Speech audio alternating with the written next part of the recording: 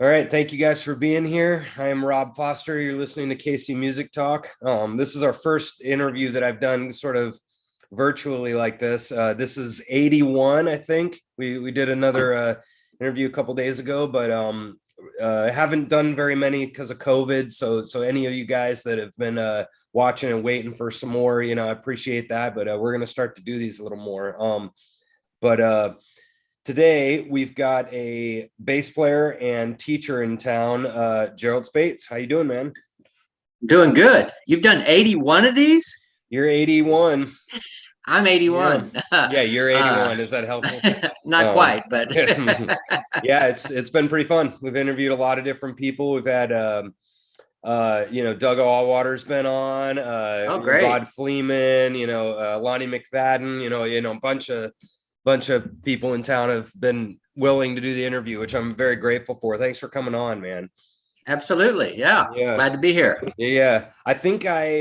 I'm sure the first time I saw you was Blue Room. I'm sure at a Okay. jam or so, at one of your gigs playing with somebody, but I was definitely really impressed. The impression I got is this guy's a pro.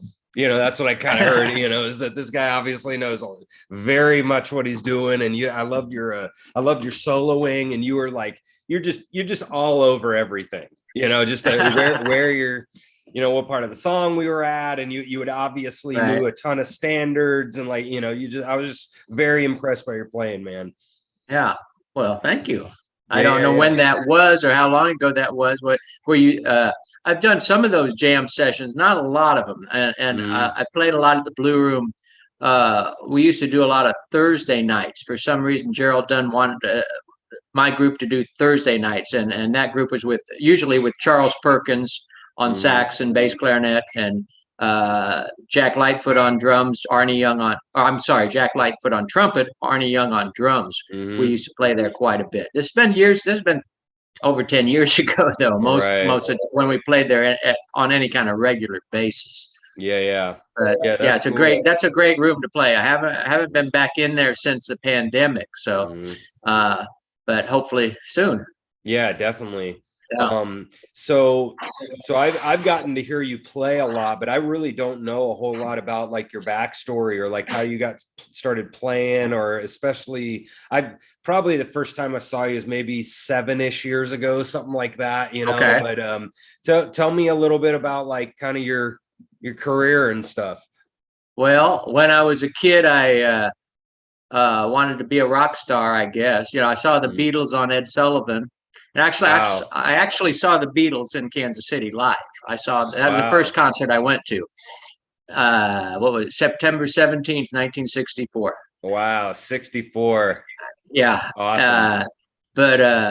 Anyway, I started playing the guitar first. So I, my parents uh, had got myself and my sister lessons at Mission Music. Mm, I don't know if you're probably way before your time, but we went to mm, Mission Music. I remember anyway, but I started on guitar.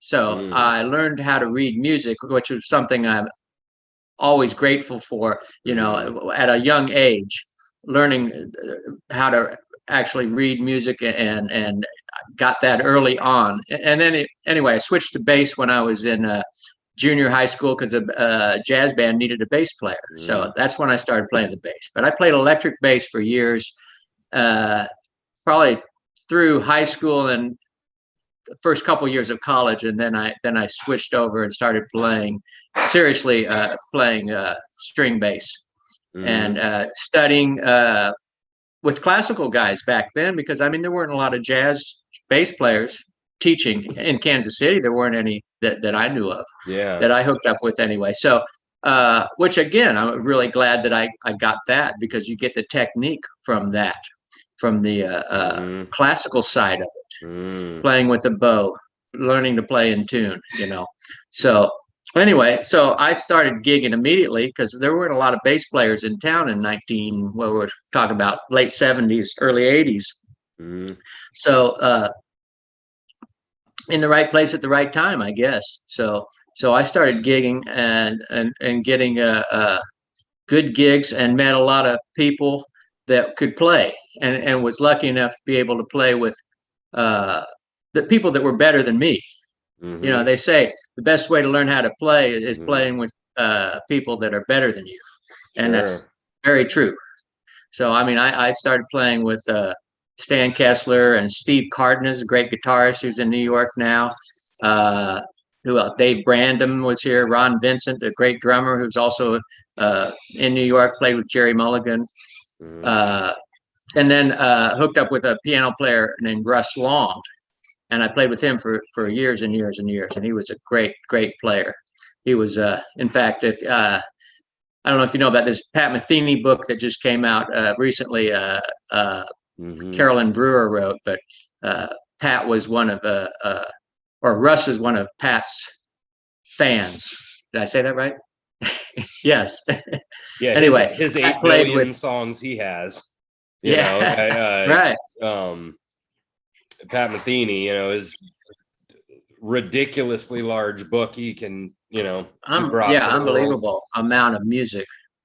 But anyway, he played with Russ Long. I got to play with Russ Long for 20 some years, and learned so much from him, and also studied with John Elliott, who was the piano jazz guru in town back in the 70s, 80s, and studied with him for several years and learned. That's where I learned all the theory and stuff like that. Yeah, that's awesome, man. So you talked about the reading and the classical. How important do you think that is at the beginning? I think it's really important at the beginning, because I see students. I get students now that can play bass and have played some jazz bass, but don't have the technique and they don't have the skills because of the lack of that training. Yeah, in orchestra, I can imagine up in your thumb position, you just don't get to do that in your regular orchestra music, but all the solos that you play or whatever. I mean, when I go watch any of you guys, I mean, you're up there, doing all sorts of stuff, because it's just, I would assume it's like what kind of boomy and muddy it can get, way down. And so you start soloing up there and you can, hear it. I mean, is that obviously why you guys get up there a lot? Yeah, it cuts through better. I mean, you can hear better. You can hear the lines better for a solo type of thing. Definitely. Yeah. Sure. Yeah. Yeah. I wonder too that, like, I know every time I would kind of, for my other band, I ran a bunch of years ago, I had, Brad Williams playing with me and Dominic Sanders and, like, say, some pretty good players, in town. And some of those guys, I'd give them like kind of 20 chord, like prog rock tunes. And they're like, no, okay, next one. I mean, they were just blasting through the stuff, and I thought, like, how neat that was to have some guys playing rock, but they were so accomplished, and I could throw them 5s and 7s and 11 chord tunes, and they were just blasting through it. I mean, I would think that would just be a huge advantage in the jazz scene to be able to just read all that stuff, right? Sure. Yeah, absolutely. Yeah. So you were talking a little bit about playing, like what would be something that you would say for some of the younger bass players specifically? Is there anything that you'll notice that a lot of bass players, the good ones, do well, or that you notice that the younger players need to do better, or, like, kind of answer that however you want? Well, it all goes back to basics. You got to have good time. You got to have good intonation. You got to have a good sound.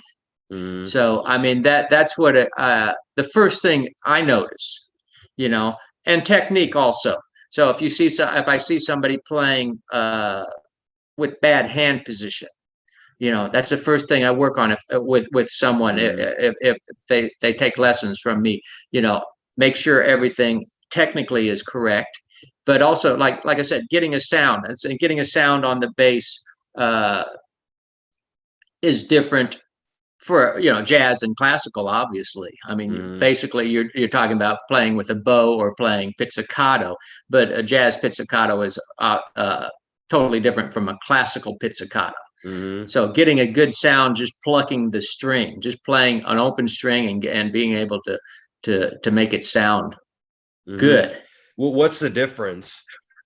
Well, we use more of your finger in jazz.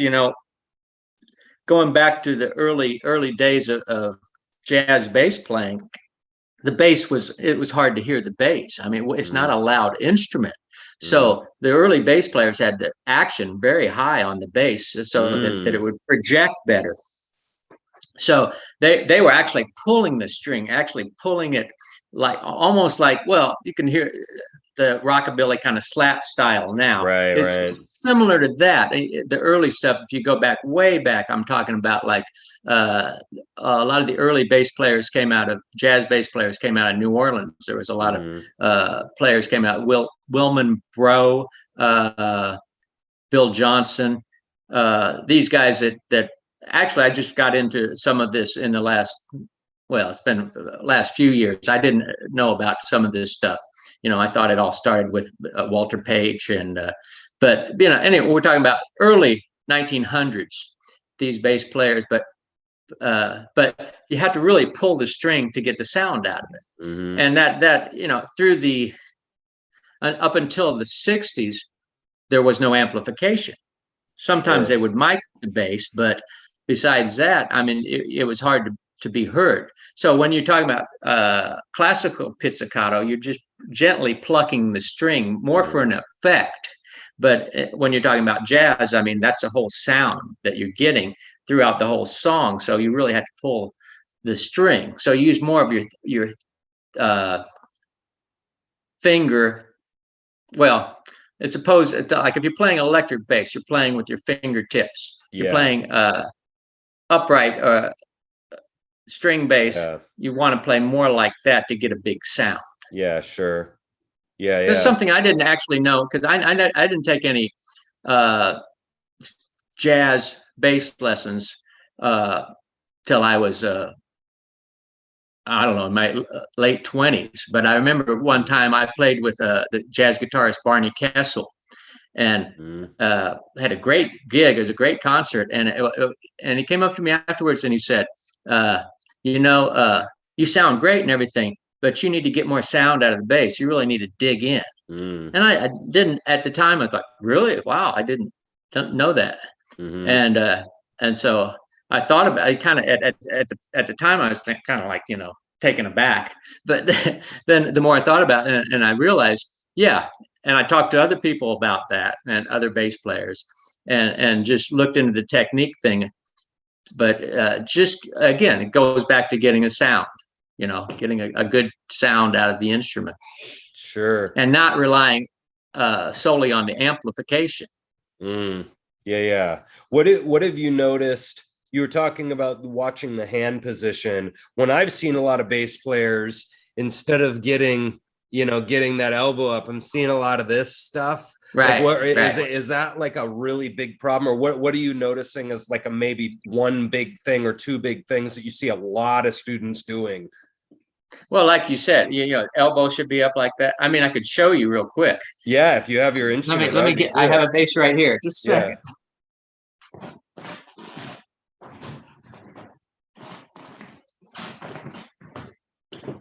Let me move the chair here. Let me see. Yeah, do it. See that.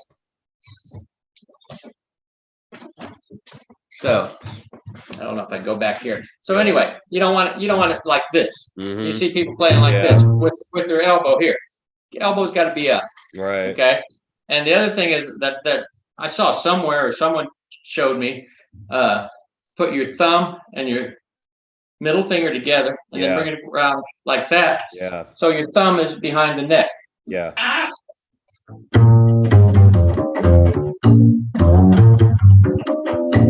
Right. So it's just a hand position. That's the whole thing there. And like I said, the other thing I was talking about playing. So I'm playing with my fingers like I would play electric bass this way, which you can do that.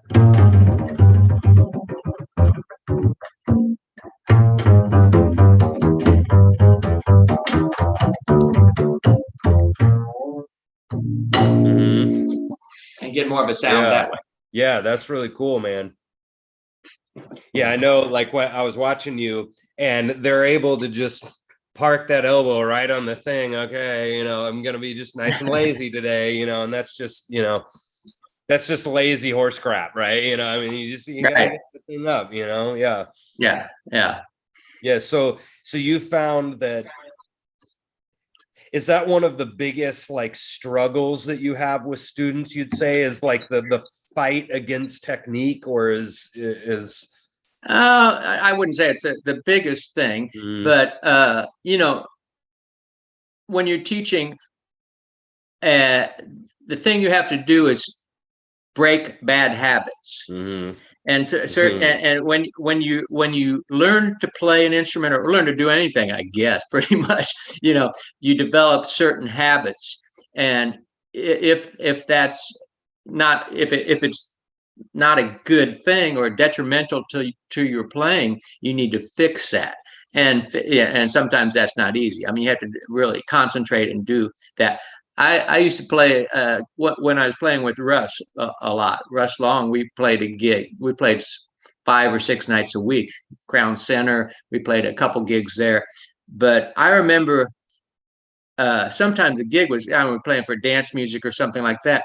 But I would work on technique or certain things like that. I'd play just with my first finger for a whole song. I would do wow, things like that. wow, Just things where it's partly because of maybe boredom. I mean, you don't want to get bored playing and say, and it wasn't a boring gig. I don't mean to say that, but right, I had a chance when I was playing 5 nights a week like that to work on certain things. sure. And you're doing So that in the middle of the gig. You're yeah, you're not just going through the motions. I mean, that reminds me of Larry Bird playing the whole game his left hand. yeah, right. This is so easy that I have to, like, no, I'm just kidding. But yeah, that's interesting, man. Okay, so here's my other question. I've been asking every drummer and bass player that's come on the show. I don't notice this as much with like kind of, I'm in the blues scene a lot. I go to a lot of the blues jams and a lot of country guys, but what is your opinion, especially when you're playing like blues or country stuff, about overplaying? Well, you got to play the bass. You got to know your role. Mm. Uh, Talk about that. yeah, so that reminds me of another story. I was talking to a piano player and I was asking him about a bass player that he's playing with, and I said, "Well, how do you solo? How do you do this? How do you do?" He goes, and he finally just said he wasn't playing the bass, Mm. which he meant that he's not doing his job. Mm-hmm. So as a bass player, a drummer is the same way. I mean, we're kind of in that category. We're rhythm section players, but you have to know your role in the rhythm section. Mm-hmm. And especially like you mentioned country, blues, whatever style you're playing, you have to know that style, or you have to know uh, how to approach that. Yeah, So if you're, I mean, I'm not going to play the same way if I'm playing one type of gig as opposed to another, like a straight ahead jazz gig as opposed to like a reading gig, or if I play in a mm, country gig or a rock gig or whatever. You have to play the role of the bass player, and it has to be uh, the right style. sure. It seems like to me that in jazz you can like get away with that more, but in country it sounds pretty bad. Like you got to really dung dung dung dung dung. Well, I I mean, don't just know. I really wouldn't kind of. say you could get away with it, but Yeah, I I know. mean, What do you think that about that depends. statement? Yeah. Well, I like to say, tell my students, you got to be responsible for every note you play. Mm. Okay, and Yeah. that's a big deal. Yeah. Can you are you responsible for every note you play? Is that note in tune? Is that note at the right time? Mm. Is that note uh, does that note fit in with what someone else is doing? Mm. Yeah, I've talked about this with drummers so much, and it's just like every 4 bars they're just fill, fill, fill, fill, and Yeah, it drives me nuts sometimes. Like for me playing in a couple of country bands that had like 6 or 7 members, where you have that little space right at the, you sing, sing, sing, sing, sing space, and then we had like, so we had like steel, lead guitar, and me, violin, all filling Right. right at that spot. And then on top of it, the drummer and the bass player, and the, you know, so we've got like 9 fills right in the, you know, and I'm like, it's just rough. Like, so you would say probably like a trio gig is also going to be a different deal than like a 7-piece Oh, absolutely. fire kind of band where you have lots of pieces and people going on. I mean, are you going to play those 2 gigs pretty differently?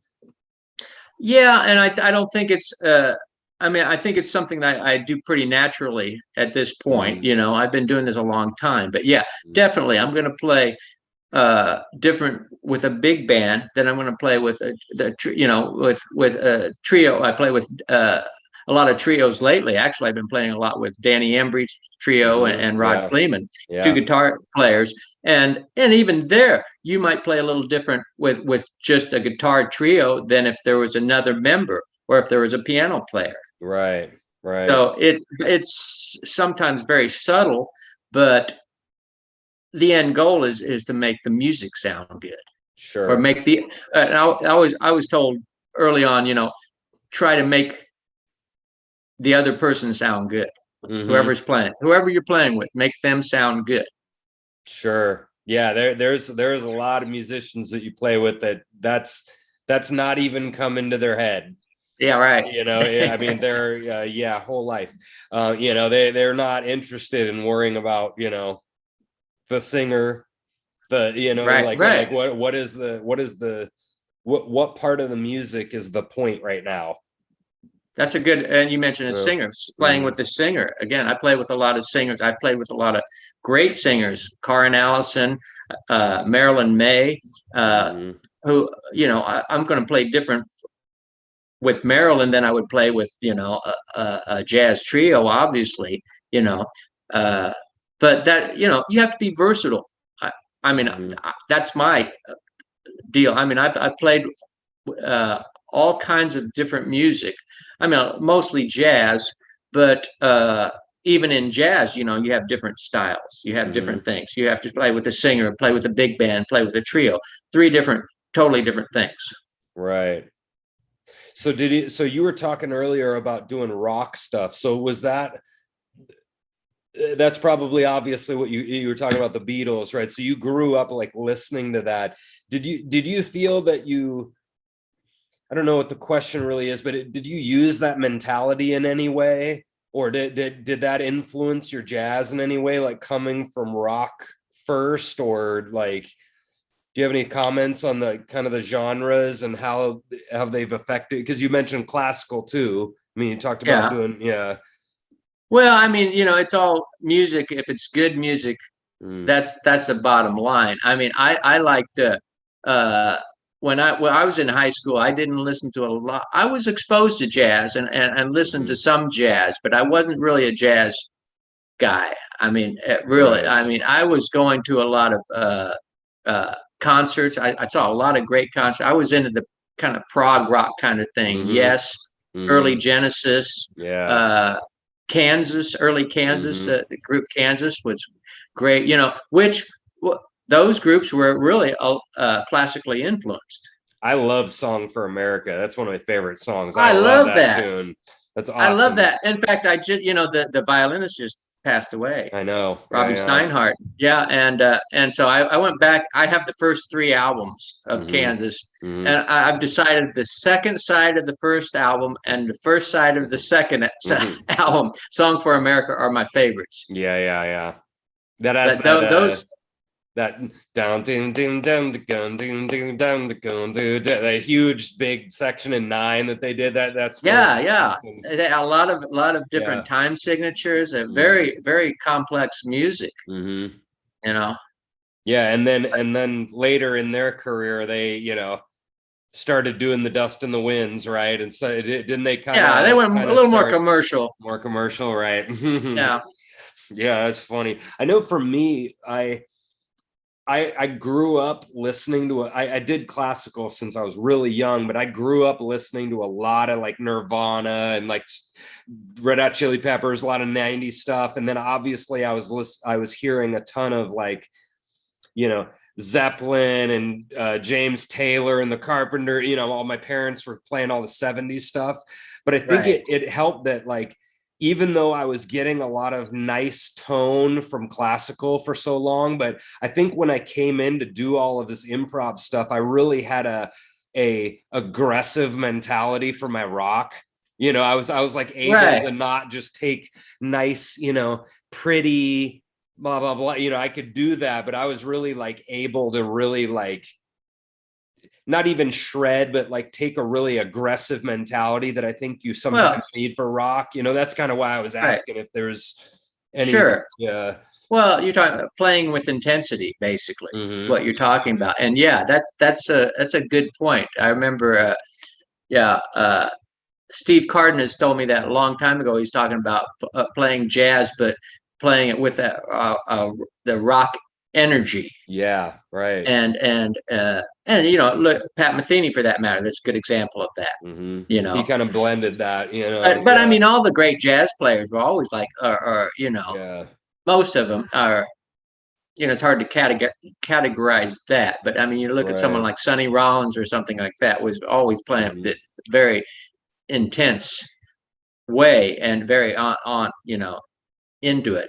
Sure. So yeah, it's like, saying, people talking about jazz, well, that's easy listening music or something. Categorizing something that and really not doing it right. Sure. Yeah, did you have any, like, so I'm specifically talking about like jazz bass players. Was there any guys that you really listened to a lot, or was it just kind of everything? Like who a lot. Well, one of my, early when I first started playing, and I was playing mostly electric bass, Jaco Pastorius just blew me away, because I remember hearing that first album and the first album of Pat Metheny's. Probably the first time I heard Jaco Pastorius. Yeah. And then his first solo album came out, I think, a little after that. And so that was really, but when I first got into jazz, I was into the fusion part of it. So Weather Report's right up your alley. Absolutely. Jazz. I mean, yeah. Right. Yeah. I think I have all those early Weather Report albums too, up to Heavy Weather. I think I have all of those. It's a great album, man. Yeah. And I saw that band. I saw a Weather Report with Jaco. Really? And what year would have that been? Well, it was right after Heavy Weather, so I don't know when that came out. Late 70s, I would say 77, 78, maybe. Yeah, that's awesome, man. I'm jealous. Yeah. But yeah, he was big time. I mean, I obviously I wasn't around back then, but from what I understand, like he kind of played, and everybody was like, "What the hell is that?" Like they're like, in a good way. They're like, "What is this? This is insane." Yeah. But then, I got into, as far as upright players, the first one that impressed me like Jaco was Scott LaFaro with Bill Evans, Okay. And when I started listening to that, or actually Steve Cardenas again turned me on to that stuff. And it was like, wow, this guy's playing all this stuff that's just incredible. And this was 1960, 61, So, but then, I got into so many other bass players on the kind of the opposite end of the spectrum. Charlie Hayden, I love his tone and the way he plays and the way he approaches everything. And was he with Ornette Coleman, or what was his band? Ornette Coleman, right? Yeah, he was with Ornette, and then later on with one of Keith Jarrett's quartets. Yeah, cool. But and I got to see him a couple of times, and actually met him when he was in town one time playing with his band Quartet West. Yeah, which was, when was that? I don't know. Early 90s maybe. Yeah. But and and then going back and you start playing more and more and listening more and more, and so you go back and listen. Well, where did Scott LaFaro come from? And you go back and listen, even back to Paul Chambers, and before that you have gosh, I can't think of with Duke Ellington, Jimmy Blunt. Mm, Go back to Jimmy Blanton, was one of the first guys to really start soloing on the bass. mm. Another guy like Scott LaFaro died very young. I think he was 23 maybe. Oh, wow. But yeah, but Duke Ellington knew enough that he was such a great player. They got him into the studio, and they made these duet albums or duet Uh, recordings. I don't know yeah. if you've heard those, but those are Mm, just fantastic. I mean, if you got to put it in the context of when it was made, and we're talking about I think 39 or 40, yeah. Wow. and it's just incredible stuff. Mm-hmm. And then you go Well, back before that, and you look at Walter Page, as far as the king of the walking bass lines, mm-hmm. and came right out of Kansas City too. Yeah, yeah. That whole Kansas City sound was. If I have an album called I think it's just called Kansas City. It has a bunch of Kansas City bands on it, from the 20s, late 20s, early 30s, and I think Walter Page is almost on half of it. Mm-hmm. Everybody wanted him So bad. Yeah, yeah, yeah. One of my favorites is Chris Wood from Medeski, Martin and Wood. If oh you know yeah, that band, yeah, I just like his playing for some reason. Their band is probably sort of up that alley of kind of diving. They're jazz, they're jazz guys for sure, but they kind of dive out right. into a bunch of stuff. And I just like how he like thumps it. But so jazz wise, like is I one thing that one song that like absolutely drives me nuts is Moment's Notice. I've been trying it, man. I just can't do it. It's like I can do the head, but it's driving me nuts. Like I put a couple of videos out here recently of me playing a couple standards. I did like Just Friends and Right. Black Orpheus and stuff, Take Five. But boy, I've been trying a Moment's Notice, man, and it's not happening. The head's easy, I can do the head, but like soloing over. Is there anything that you see young bass players specifically doing jazz that you would give them advice on, or thing like maybe songs to work on or people listen to, or like I Yeah. think you already mentioned a couple bass players, but Yeah. I mean, listen to all the bass go back and listen to bass players from early jazz and throughout, and see how the bass has developed over the time. But as far as playing, one of the things that I stress is playing in every key. mm-hmm. Make sure you can play, all your scales, all your triads, all your chords, all your inversions in every key. I mean, that's one Yeah. thing that I'm real big on, because especially in jazz, because a lot of the old guys, they would, you'd call a standard and they'd call it in a different key. Mm-hmm. And so, you're expected to know it in a different key, or be able to transpose on the spot. Now, something like Moment's Notice, you probably wouldn't do that with Moment's Mm-hmm. Notice or Giant Steps or something like that, because Yeah. it's so complex, I guess, and also, But maybe all those singing tunes, right? I mean, that's what happens to me is I'll get a singer up there, or absolutely. even something easy like Crazy. Like we'll play that a lot at like jams, at a country jam or something, and they're like, "Can we do this in E flat?" You're like, "God damn it!" They'll call stuff, and that's some stuff is like you just said, easier tasks than others to flip into True. some ridiculous D flat or something. You're like, "Oh, you jerk. Why are you doing this to me?" But so you're saying transposing is huge, huh? There's only 12 keys. It's not like this is a huge task you're asking me. There's only 12. I mean, there could be 152. There's only 12. It's not rocket science. Yeah. Man, I was trying to do, what was the one I was trying to do? Night in Tunisia. So I was trying to transpose Night in Tunisia. I was like, oh my God, that's probably another one that they probably wouldn't change keys as much as others. Probably not, but I can see that. That wouldn't be a hard one to change keys. Well, it's been for me. I was trying, like, I can do like all of me, some of the easier ones. I can pull those in keys pretty fast, even off the top of my head. But yeah, boy, I was trying. Like, I can play Night in Tunisia pretty well. I can do it and it's fine. And but boy, I was trying that in a different key. I'm like, oh my god, this is not happening right now. It's just cracking me up. But yeah, you talked about mentioned working with singers that do that a lot, and that's another way that I've learned to do that, working with singers and calling a standard, and they'll want in a different key, or even if certain singers, like, all of a sudden they'll say, can you take that down a half step or something like that. So you need to be able to do that, even if you have the music, looking at the music and taking it down a half step in your head while you're doing it. Right. Or a whole step or whatever. Yeah. Half step and whole step isn't too bad. If they want it down like a minor third or more than that, it's a little more complicated. Oh, sure. But yeah, that's interesting, man. So, but the first thing you do along those lines, make sure you can play the blues in every key. Yeah. Rhythm changes. I got rhythm changes. Be able to play that in every key. That's the first thing I teach. Being able to do the base, again, going back to the basics. Being able to do that in every key.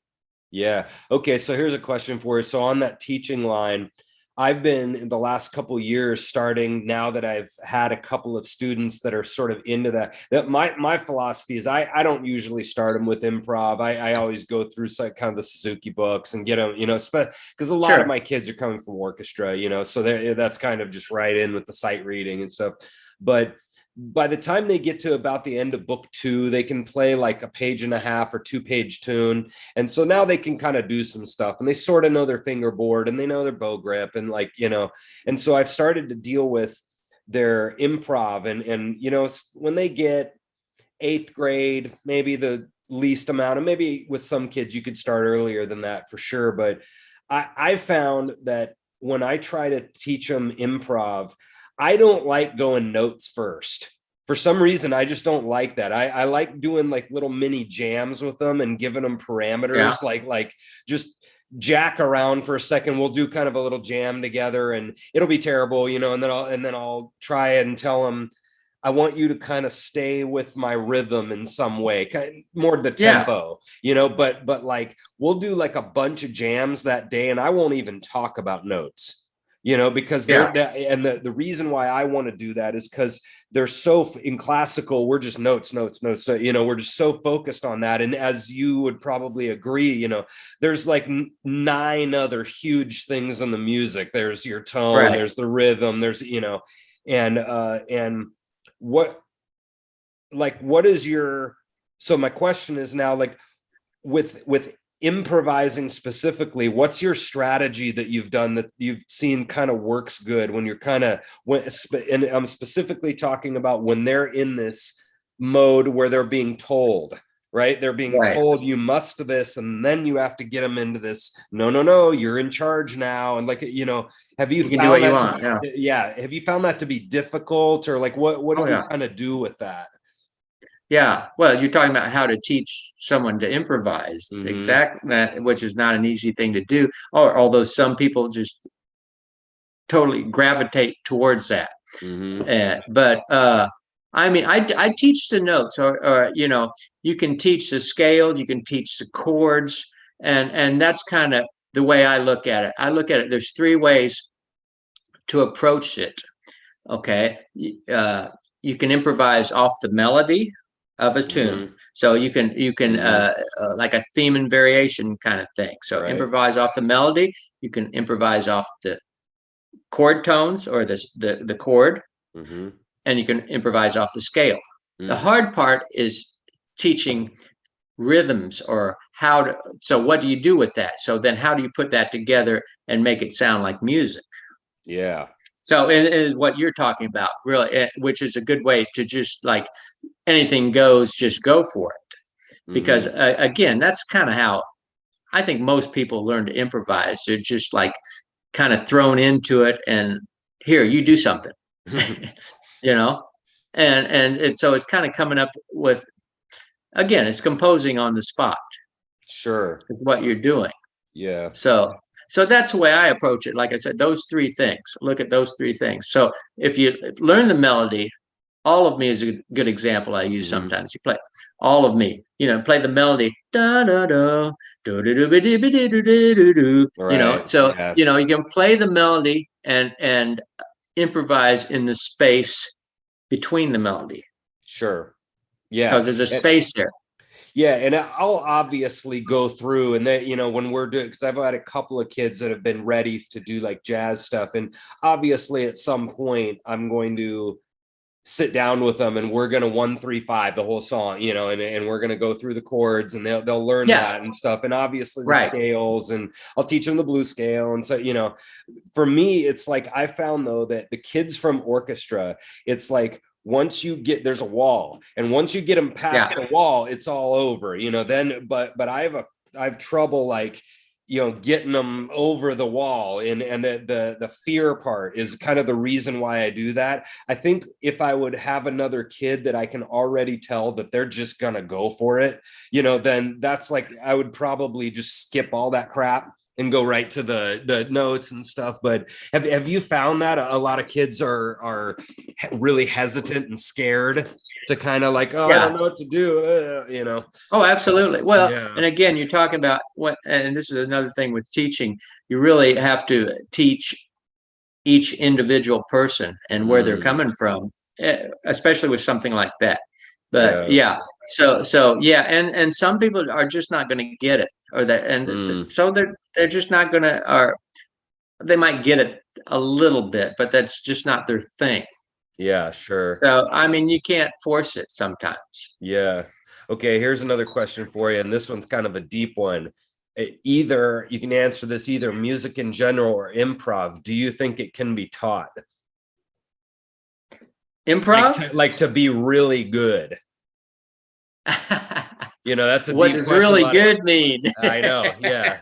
You know what I'm saying? Because there's some people, like I always use Michael Jordan as an example, where he comes down the court and he's like half turned to the basket. And when he jumps up, he just, turns, shoots. And the next time, instead of his feet here, his feet's here. And nobody told him to just turn more. Nobody told him that. He just comes down. He just understands it, his body and how it's, I need to do that with this one, and the other one, I need to do that. He just understands that crap. And I think I was one of those at that. The way I teach improv wasn't the way I learned improv, because I just did it. I just heard the stuff and I just like, that, and I just do it. But there's some other kids where it feels like I have to like spoon feed them, like, so. Do you think some people just kind of have it and then you have to like, absolutely. Yeah, absolutely. I mean, it's like, well, certain people are going to have certain talents for different things. Sure. Yeah. And and that's okay. But I mean, you can try to introduce them to improv or whatever, or different concepts, whatever that might be, and they can either take it or leave it, and in the end, whatever works for them, or whatever, they're going to go as far as they can go with what they have. Sure. Okay, here's another question.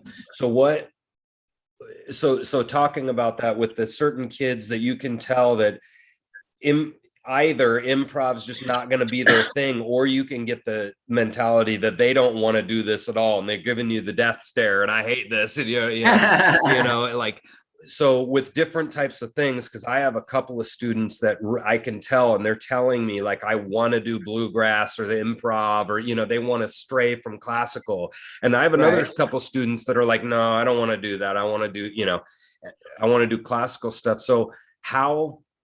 Okay, let's say like an age. Okay, so let's say you get like, let's say an 8th grader or somebody in that kind of middle-ish range. if we're not talking an adult, and we're not talking like a 5-year-old, but let's say in that middle-ish, late elementary, middle, high school, how much will you like make them do the technique, or make them do classical, or let's say anything that they don't want to do? How hard will you push on them where it doesn't, I don't really care if you don't want to do this or not, we're doing, how hard will you push on that?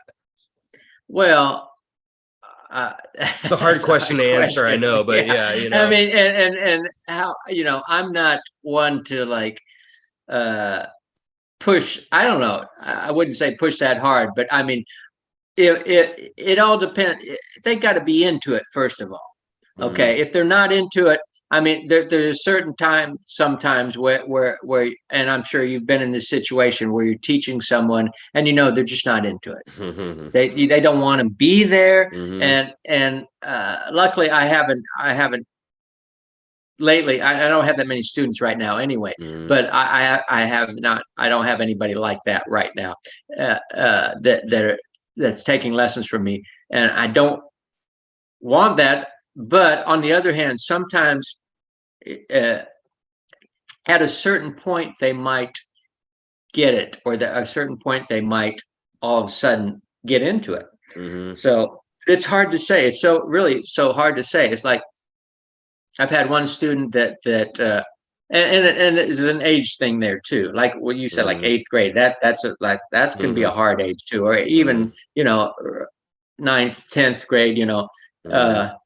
They've got to want to do it, and they've got to trust you to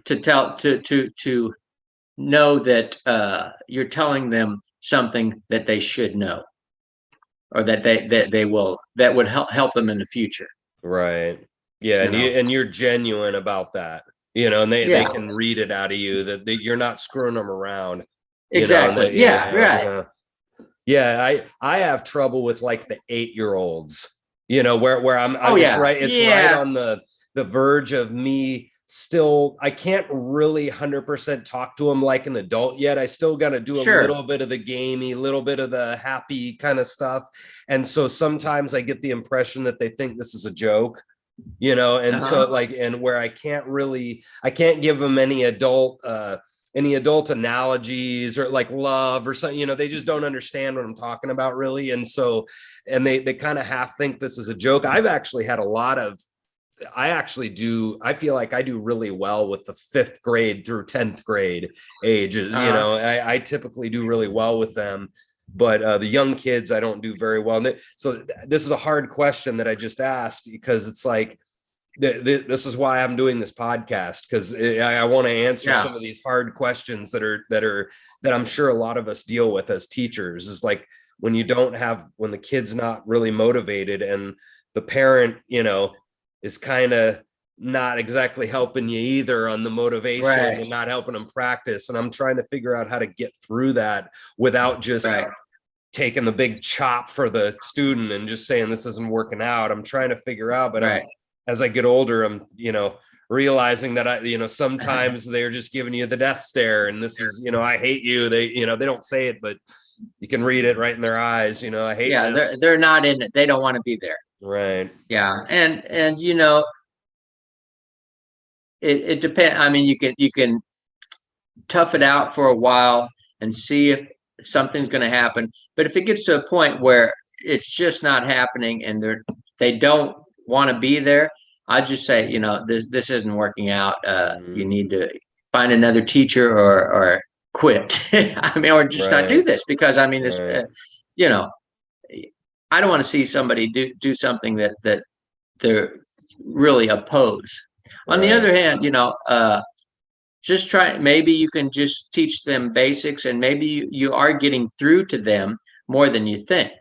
A lot of times, if you just stick with, this is the way it is. This note is, this is a D, this is a C. I mean, and again, going back to basics and learning or teaching the basics, and trying to teach them music, whether they ever do anything with it or not, is still knowledge. Sure.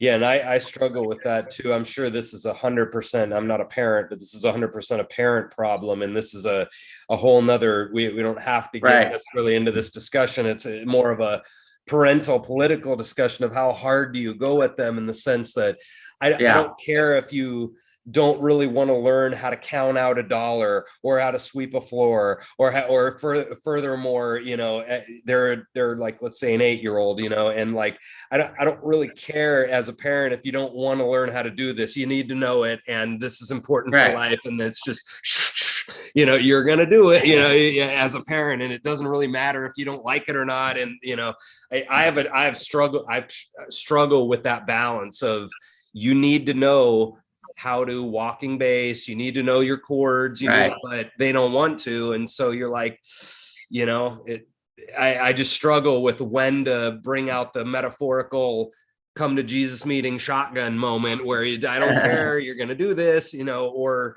kind of back off. I struggle with that, Yeah. I think we all do as teachers, Yeah. So I don't know. Anyway, cool. Well, we're probably getting close to winding down here. I usually end every show with any kind of a gig story that you have. If you can think of a gig that was really crazy or really awesome or really terrible, or just one that like sticks out in your head, because those are always fun. Gosh. Yeah, I'm putting you on the spot a little bit, but yeah. Okay, I got a couple. One I remember playing with Jay McShann. Wow. And I played with Jay McShann quite a bit in his later years, especially locally, but on the road a little bit too. But I remember we played it was in town, and it was a private party, and this guy comes up and says, "Jay, play a polka." And I thought, what nerve! This guy's coming up to this jazz legend, Jay McShann, and asking him to play a polka. And so what does Jay do? He just launches into barrel polka and plays it. Doesn't faze him one bit. They wanted to hear that. That's what he played, and it's kind of like, I thought that was a good lesson in a way. It's like, just give him what he wants, it's not that hard. Why get pissed off over something like that? Did he do it super like jazz style, or did he do it pretty straight ahead? I think pretty straight ahead. I don't really remember. Yeah, that's funny. Yeah. I mean, like, so what's your opinion about that idea? Because I know that's a big thing we've talked about on the show a lot with a lot of the jazz guys, because I get the impression that a lot of guys are playing jazz because I'm not doing Margaritaville, that's it. You know what I mean? I'm not going to be in those bands. What's your opinion about that attitude? Well, there's again, if you're playing in a jazz club or a jazz gig and someone asks for something like Margaritaville, it's just not appropriate. Sure. I mean, it's not it's something you get mad over. And I mean, that can go a lot of different ways. I know I play with several people that some really are like, please the audience at any cost. So take any request and try to play it. And even great jazz players that I won't mention, but I'm kind of amazed. Why do you do that? But it's handling the situation. It's like not getting mad about it or like saying, no, I'd never play that. What is wrong with you? You don't want to put someone down for asking something like that. Sure. Yeah. But I mean, fly me to the moon. I'll try to accommodate to a certain extent. Yeah, I mean, that's fine. Stuff like that, Yeah. But it's got to be appropriate to the gig, I guess. Sure. Is what I'm saying. Sure. Yeah. And I'm speaking more of like these guys like yourself that are a little bit broad, and you could be in kind of, you like jazz, but you could be in a lot of different bands. And some of the guys just, we're going to do our originals and we're going to be this hardcore artist, as opposed to being in this, the kind of wedding funk band, playing the brick houses and all this, all this kind of stuff. And I know there's a lot of guys that just, they're willing to sacrifice the money, they're willing to sacrifice the money to not be this, what they feel is performing monkey, and I'm going to do that. They're just got this certain attitude about being in those types of bands. I don't know if it's good or bad, it's kind of just what you want, but there's a balance there that you got to figure out for yourself. I mean, I've played professionally in Kansas City, mostly gigging. I mean, I've always taught, not always taught. Sometimes I went years I didn't teach at all, but I don't never had a big load of students really, like some people. I've played professionally for over 40 years here, but you can't always play what you want. You got to compromise. Everything's there's a certain amount of compromise that you got to do. You got to kind of, do the bullshit sometimes, you think that's kind of bratty?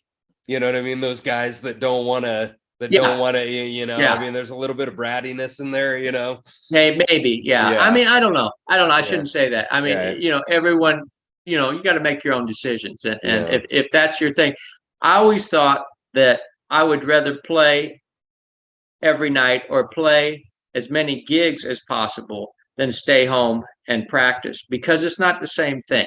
When you're playing a gig, even if it's a shitty gig, sometimes, you're still playing your instrument. Sure. Okay. You're playing your instruments for 3 or 4 hours at a time. Right. You can't get that practicing. Some people can, maybe. I don't know. I practice. I mean, I've never been one of those guys that practice 8 hours a day. I mean, at times maybe practice 3 or 4 hours a day when I was in school or learning something or preparing for something. But I learned how to play playing. Yeah, I hear you on that, man. Yeah. And I think that's the best way to do it. Yeah, that sounds pretty good. Well, I think we've gone over an hour here. So, I mean, anything else, any other piece of advice for a young musician, or you got anything else for us, or what you thinking? I don't know. I think I've covered. That's all I got for today. Yeah, I hear you, man. Yeah. Well, I appreciate what you've been, doing for KC Music, and you're a very good player, and I always enjoy hearing you play, and definitely thanks for coming on the show, man. Absolutely. This is a lot of good stuff, and it's always nice for me. Part of why I did this is just to get to talk to some musicians that are older than me, and have a lot of, ideas and experiences and whatever. So I very much appreciate you coming on, man. Absolutely. I'm glad to do it. Thanks. It's been fun. Thanks. All right. Cool. So anyway, that was Gerald Spaits. And if you want to hear some more of these, go check out KC Music Talk on my channel, and we'll be back with more next time talking about music stuff. So, all right. See you guys later.